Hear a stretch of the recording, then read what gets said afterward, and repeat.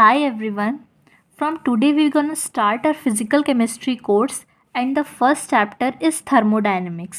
तो जो word thermodynamics है वो दो चीज़ों से मिलके बना है, थर्मो और डायनेमिक्स.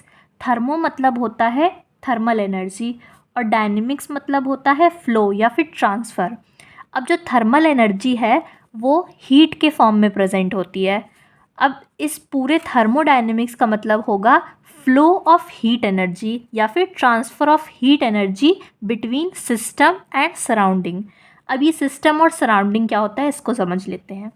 हमारा जो यूनिवर्स है वो दो चीज़ें से मिलके बना है, सिस्टम और सराउंडिंग. फॉर एग्ज़ाम्पल मान लीजिए ये कोई कंटेनर है और इसमें कोई गैस फील्ड है, तो ये हो जाएगा सिस्टम और इसके आसपास जितनी भी चीज़ें हैं यूनिवर्स में इसको बोला जाता है सराउंडिंग.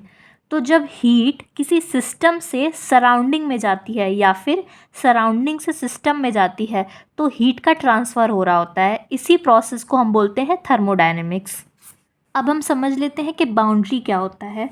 तो जो लाइन सिस्टम और सराउंडिंग को सेपरेट करती है उसको बाउंड्री बोला जाता है. अब ये बाउंड्री भी दो तरीके की हो सकती हैं, या तो ये कंडक्टिंग होगी या तो नॉन कंडक्टिंग होगी. अब कंडक्टिंग बाउंड्री वो होती है जो अपने आर पार हीट को फ्लो होने दे और नॉन कंडक्टिंग वो होती है जो अपने आर पार हीट को फ्लो ना होने दे. अब हमारा नेक्स्ट टॉपिक है टाइप्स ऑफ सिस्टम.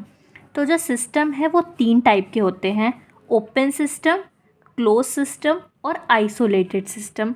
अब ओपन सिस्टम क्या होता है? ऐसा सिस्टम जिसमें से मास और एनर्जी दोनों एक्सचेंज हो सके उसको बोला जाता है ओपन सिस्टम. फॉर एग्ज़ाम्पल अगर हम एक चाय का कप लेते हैं तो उससे जो हीट है वो सराउंडिंग में जा सकती है, मतलब चाय ठंडी हो सकती है और उससे हम मास भी ट्रांसफ़र कर सकते हैं.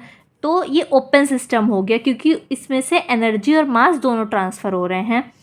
अब नेक्स्ट आता है क्लोज सिस्टम.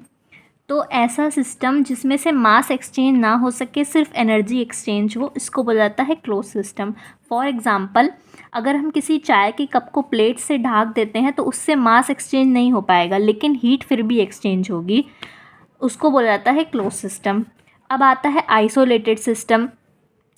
तो ऐसा सिस्टम जिससे ना मास ना एनर्जी कुछ भी एक्सचेंज ना हो उसको बोला जाता है आइसोलेटेड सिस्टम.